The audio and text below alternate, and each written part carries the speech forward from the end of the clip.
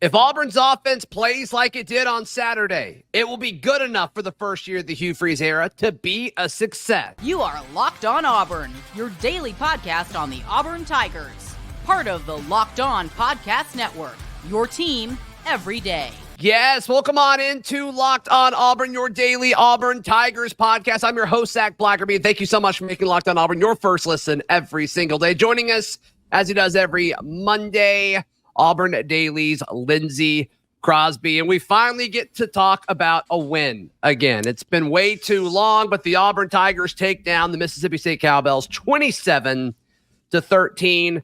Lindsay, I think if Auburn's offense does what it did Saturday, even though it slowed down in the second half, we'll discuss that, but what it was able to do for the full 60 minutes, over 400 yards of total offense, it's good enough to have a successful season. I know a lot of people over the last 4 weeks, Lindsay, were upset with how things were going. And we talked about this being a very real possibility of that brutal 4-game stretch. It's behind us now. And if Auburn plays like they did against Mississippi State, and they're going to have the opportunity to play against maybe even lesser competition than the Cowbells, I think this is a great situation moving forward. And this offense can be just good enough for Hugh Freeze's first year at Auburn to be a success. The biggest thing to me, like that stood out when watching the game, especially in the first half, obviously, was Auburn took shots and they worked. And I think the most memorable one, I mean, there was a deep pass to Malcolm Johnson Jr., but the most memorable one is a catch at the goal line where you drag a defender into the end zone. But that's an Auburn offense that, like, we have not seen against a Power 5 opponent, right? Like we saw it against Samford. We saw it, but we haven't seen it against a quality team. And take quality for what you will. I'm using Power 5 as a substitute for quality here. Sure. But it has to give you hope. Like you said, you're past that tough 4 games. Now you're into a more manageable stretch. And from what I understand, now Auburn is statistically favored to make a bowl game, simply because you won the first game in that stretch, and some people would argue one of the 2 harder games of the 4. So very exciting, and this is more like what we expected an Auburn offense in year 1 of Hugh Freeze to look like. We didn't think it'd take this long to get it, but this is a little bit what we expected, right? Like actually looking decent. Yeah, it had all the pieces that we were expecting. Some tempo, some RPO, effective running on early downs, a physical mindset of this offensive line. They spread the football out throughout the game to several guys, and they took shots deep. I mean, it's exactly what we thought we were going to get. It just took way too long for us to see that on the field. But Payton Thorne looked good. And like the way everything flowed in the first half, it seemed different. It wasn't just execution. It wasn't just Mississippi State's not as good as the teams that Auburn's been playing over the last few weeks.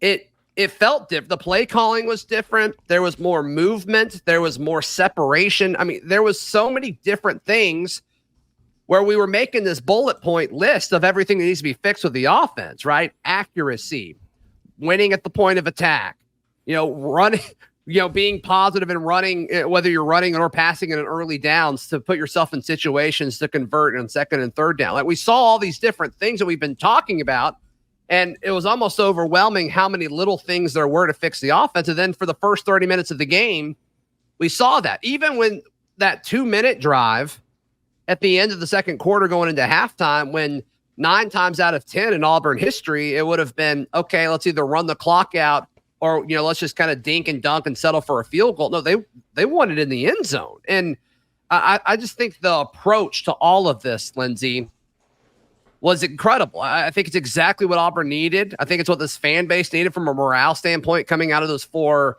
losses. But I think the interesting part of this, and, the negative Auburn fan, and people once again can think whatever they want about any of our takes and about what they saw on Saturday. But when you look at it, and these folks are saying, hey, Mississippi State stinks, I don't disagree with you. Like, I don't think Mississippi State's a good team. But in order for this team to go to 7-5, like, you got to beat the bad teams. And everything in front of you until the Iron Bowl, I think Mississippi State's better than. They went to Fayetteville and beat Arkansas, so I think that settles that. And I think they're better than Vanderbilt, even though you're going to Nashville to play Vanderbilt. And then obviously New Mexico State is what that is. So I don't think it matters how effective Mississippi State is. If you do what you did Saturday on offense, you went out until the Iron Bowl. Yeah, when you're trying to rebuild a program from the depths of despair, which is where it was left at the end of the last regime, it feels like the first step is get your team, personnel-wise, scheme-wise, whatever, to the point where you can win the games you're supposed to win. Yeah. So that's this stretch of 4 games here. These are the games you should win. Auburn should always be favored over a Mississippi State. Auburn should always be favored over a Vanderbilt. Auburn should, most of the time, if not all the time, be favored over Arkansas. So that is step 1. Step 2 is get Auburn to where you can start to knock off some of the teams who you are not better than. You are not better than an Alabama or a Georgia, but you're going to play them close. You're going that's step 2. And then step 3 is being in that same conversation for quality of the roster, of the scheme, of the talent, all of that. This is what Auburn should do. Auburn should be beating Mississippi State. Auburn should be beating Vanderbilt and Arkansas and New Mexico State. And winning game 1 of 4 is good, but the way that you won it, Payton Thorne he played almost all of the game. He was like 20 of 26 for 230 yards. It's like, I think I read it was his best completion percentage of his career. It was his best yards per attempt. It was like almost 9 yards per attempt. His best yards per attempt against a Power 5 opponent since sometime last year at Michigan State. So he played really well. The offense played really well. You came out with the victory. This is everything we wanted. And if you had this 4-game stretch before the other 4-game stretch, Auburn fans would feel a lot different about this season than they do right now. No question about it. No question about it. And I think, so I'm looking at the line right here. Auburn opened at our friends at FanDuel at a 13.5-point line.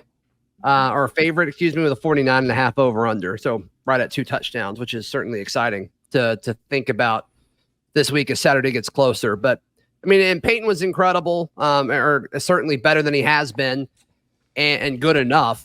I think the offensive line was solid. Props to Connor Lew for stepping in and doing what he needs to do. And I think, Jarquez Hunter was extremely effective. He had such a high percentage of what Auburn did on the ground. 144 of 186 of Auburn's 186 rushing yards were Jarquez Hunter. So props to him for doing all that, including that 50-yarder to kind of seal the game at the end. Yeah. I think Jarquez Hunter was exceptional. And when you pair that to his performance against Ole Miss last week, it kind of seems like we're getting Jarquez Hunter back, the guy that we thought he could be going into the season. So once again, Auburn's offense Saturday night with the cast of characters and the cast of contributors that we saw Saturday night, it's good enough. It's good enough for Auburn to compete for the rest of the season. Will that consistency stay? We'll discuss that, obviously, throughout the week. Fun story, interesting story that I was told Sunday morning that I want to share with you, and it pertains to Auburn's defense. I want to get your thoughts on that in just a moment, right here on Locked On Auburn. Today's show is brought to you by our friends at Athletic Brewing, and they bring you the Athletic Brewing Game Changer of the Week. Much like Jarquez Hunter, Athletic Brewing has completely changed the non-alcoholic beer game. They make non-alcoholic beers that actually taste good. Jarquez Hunter was so effective on the early downs. He took 17 carries for 144 yards, didn't score a touchdown, but he also had 2 catches on his 2 targets to impact the passing game as well. Just like Jarquez Hunter, Athletic Brewing is a game changer as well. They have completely changed the non-alcoholic beer game. Their beers are great tasting and award-winning. Their brews beat out full-strength beers in global competition. They brew over 50 styles of craft non-alcoholic beer, including IPAs, golden sours, and more. And, of course, they're fit for all time. So first-time customers can use code LOCKEDON to get 15% off your first online order. That is code LOCKEDON at checkout at 15% off. That's at athleticbrewing.com. Near beer, exclusions and conditions apply. Athletic Brewing Company, fit for all times. Today's show is also brought to you by our friends at Alumni Hall. Alumni Hall has 3 great locations serving Auburn fans. One is in Auburn on College Street, just off of campus. One is in Opelika. That's where I go most often. In fact, it seems like every time I'm there, somebody says that they listen to the show, which is very cool. And also in Huntsville. And they've got all kinds of stuff from pullovers to hoodies to jerseys to hats. They've got anything an Auburn fan would want at alumnihall.com. And also their 3 physical locations in Auburn, Opelika, and Huntsville. And if you're a student or active or retired military, be sure to let them know and they will give you a discount there. 3 locations at Auburn, Opelika, and Huntsville. And of course at alumnihall.com. Lindsay Crosby, our Monday guest on today's Locked On Auburn, was talking to someone on Sunday morning about the defense. And Mississippi State would walk up to the line and they would yell out a word, Lindsay. And if the Auburn defense found out very quickly, if it started with a B, it meant they were running the football. And if it was any other word, it was a pass. And they caught on to that pretty quickly, and they didn't change it throughout the game, which is kind of wild. So curious to see. I know they're playing injured, right, with Mike Wright, and then they missed their starting running back as well. Like you could tell that offense was not at full strength, but ooh, man, if those guys don't come back, they're going to be in a rough situation for the rest of the year. My heart goes out to Mississippi State fans right now. That is like, there's been a lot of talk recently about signals and figuring stuff out. And it's funny to think that Michigan spent all of that money to send people to games to figure this stuff out. And apparently Auburn can just do it on the fly. We talk about the best academic schools in the SEC. I think it's time to put Auburn up there with the rest of that list. Obviously they're the smartest on the field, but no, that is watching that defense. It looked like you obviously still have to stop them, right? Like it's not just knowing what they're going to do. Boys, that's been the talk of college football this past week. Yeah. Like, and Deion Sanders said, you can give them you can give us the game plan. It doesn't matter. You still have to execute. You still have to stop them. But boy, Auburn looked a lot better. And you laughed when I made this joke before we got on the air, but it almost feels like the linebackers are starting to, I'm not going to say be a strength of this team, but at the very least, like it's not the weakest unit on the field. And how much of that is because they knew if it was a run or a pass, and how much of that is just they've gotten better? I don't know, but I think they've gotten better. Good. I mean, Eugene Asante certainly has gotten better. I think Larry Nixon is way more comfortable now than he was at the start of the year. And Pro Football Focus is not everything by any stretch of the imagination, but Cam Riley was Auburn's highest rated defensive player with an 89.8. Then it was Eugene Asante, then Keontae Scott, and then Larry Nixon was 4th. So 3 of the top 4 players, when you look at defensive PFF grades, were linebackers. And props to those guys for doing that. And I mean, that passes the eye test, right? I mean, those guys seem to always be around the football, which is exactly where you want your linebackers to be. So I don't know if I'm going to say linebackers are a strength of this defense, but they are certainly getting better. And so props to Coach Aldridge, the linebackers coach, for doing that. Props to Coach Ron Roberts, defensive coordinator, for getting those guys in situations to succeed. And the rotation, at first, for the first few games of the season, I thought they were rotating linebackers too much.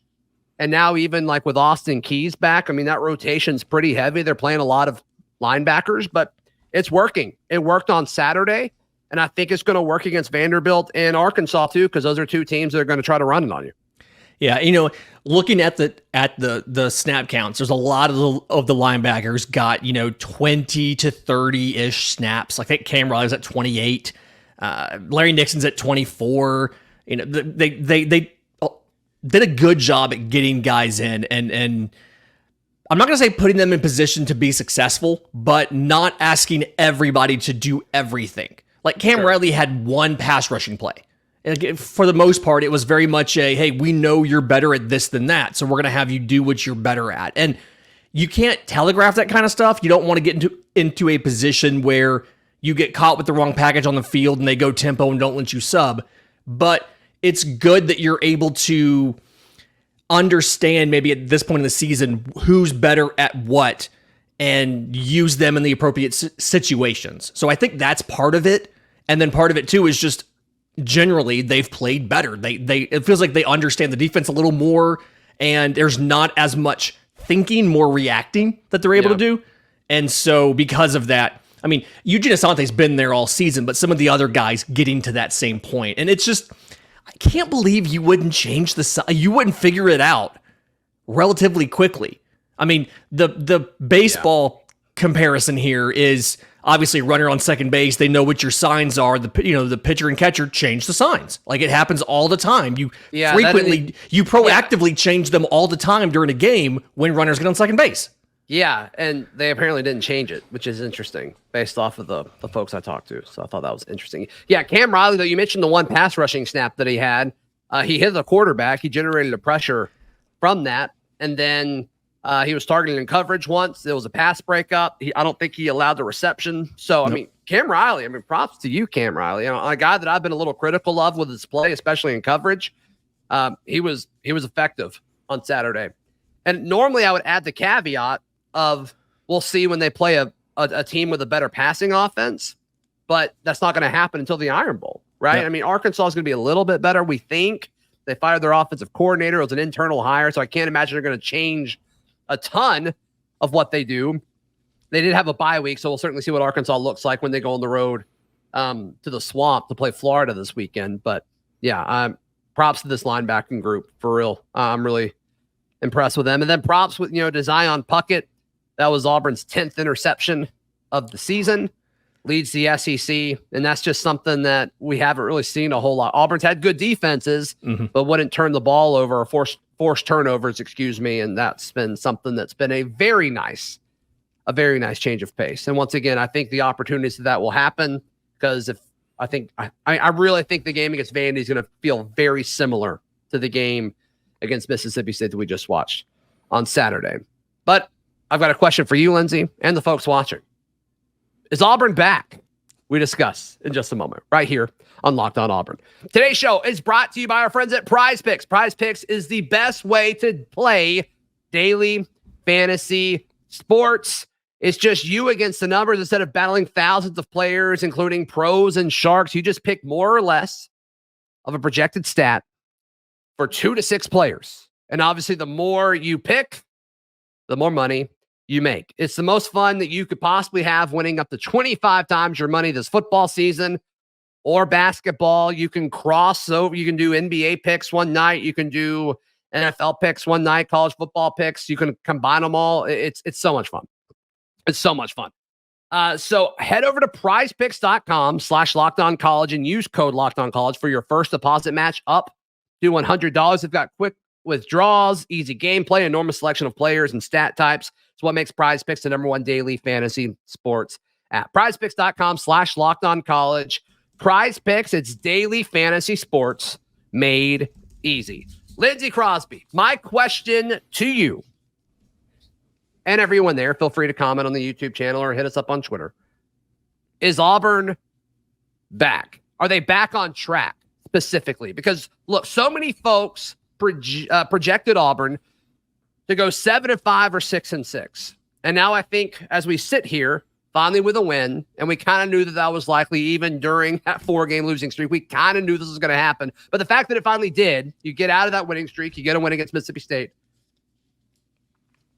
You just look ahead and, obviously you got to beat Vandy, you got to beat Arkansas. You've got to play those games. But it kind of seems like Auburn's going to slide in exactly where we thought they would, and where most people thought they would be at the end of the year, at 7-5, 6-6, or 8-4. We are so back. This bad boy can fit so much boog in it. Listen, okay?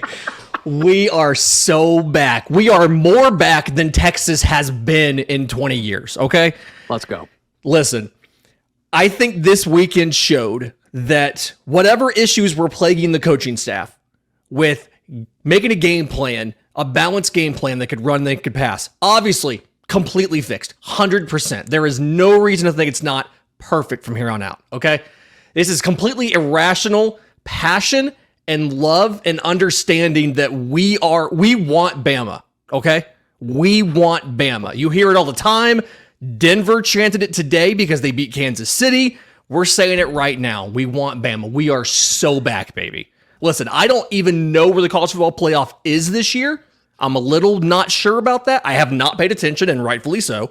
But I'm getting ready to start buying tickets for next year because we are so back.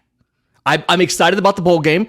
We could still get a New Year's Six game. I don't know. But either way, we are so back. I wasn't expecting you to go that direction. I'm going to be honest. Okay, thank you. But of all the types of passion, I think irrational passion is my favorite.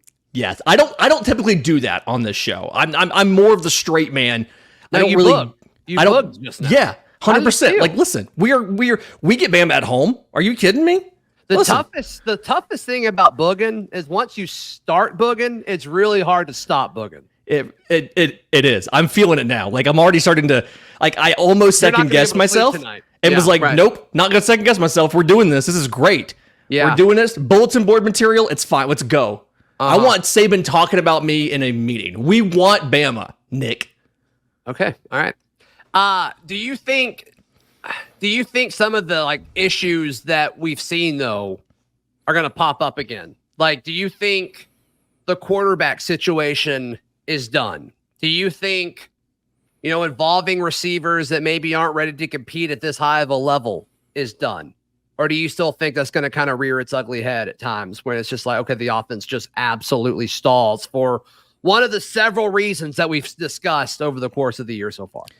I think we're going to have enough offensive success in the games going forward where we're going to be able to win those games, but we're not going to be able to blow anybody out like we're expecting, right? Like, look at the second half against Mississippi State. It wasn't great on offense, but you scored enough points in the first half where you were able to win the game. It's going to be like that. And then when we face Alabama, and this is more of an old school Alabama team from when Nick Saban was first there, where the defense is very, very good. One of the best defenses in the country from the outside, kind of looking at them. They're doing really well. Offensively, they have some issues. They are not the juggernaut offensively that they became in the second half of the Nick Saban era. But I feel like we're going to get a lot of irrational confidence over the overall performance of the offense between now and the Iron Bowl. And then the Iron Bowl is going to be a lower scoring matchup because Auburn's defense is going to play up. They always do against Alabama.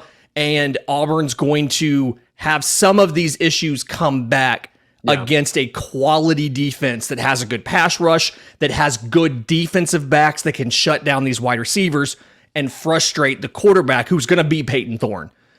So it's a rational passion now, but looking forward, it's going to be a low-scoring Iron Bowl. Take the under on that now, but just also take us winning every game between now and then because we're booging, baby.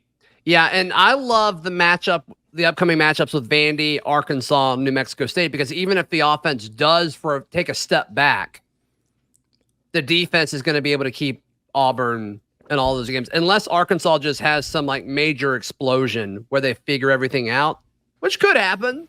It could happen. KJ Jefferson's certainly talented enough to lead a successful offense, even though, like they're probably not going to make a bowl game. Their pass blocking's bad. Yeah, I mean, he hasn't been perfect, right? But there are other issues that he needs to be better. So I don't know, man. Like I just think even if Auburn can score 27 points in any of these next 3 games, they win. And maybe the Iron Bowl. I don't know. I'm not quite as confident on that one as you were during your book fest just then. But all in all, it's a much better situation to be in than where we have been over the last 4 weeks. And I just want to shout out Rivaldo Fairweather. Just while we're booging, I mean, let's just talk about the king of like the reception at this point. He was targeted 4 times, which means he got 4 receptions because that's all this man does is catch things that are thrown his way. And like, that's my next thing is like, okay, we've fixed a lot of things in this offense, but let's throw to Rivaldo more. No matter what, let's throw to him more. We fix things. Now let's optimize it. Now let's say, okay, we've shown we can get everybody involved. Now let's focus who's involved on the guys that are the best that deserve it, like Rivaldo Fairweather. We've gotten Jarquez Hunter back on track. Now let's focus, put him in the best positions to be successful. We're optimizing now. We have the proof of concept, like we've talked about all the time. We have that. I'm probably the only one who cares about this, but Auburn looked as good offensively when they were calling it live as they did when they were on that opening script. And that's a big thing as far as it gives you the confidence that they can sustain the offensive production throughout a game. Obviously, you didn't do it against Mississippi State, but part of that was you had the ball, once in the third quarter? So irrational confidence, let's optimize this. Let's make sure Rivaldo's getting his touches. The goal is now get Rivaldo drafted, get a bowl game, beat Bama, probably in that order. Okay. I love it. Lindsay, Crosby, how can people check out everything you've got going on? I'm on Twitter at Crosby Baseball. It's the hub for everything, whether it's the minor league baseball, Locked On MLB Prospects, whether it's the Major League Baseball, BranchToday.com, or it's the Auburn Baseball, AuburnDaily.com. You can find all of my written work at AuburnDaily.com. We will see you tomorrow. This has been Locked On Auburn.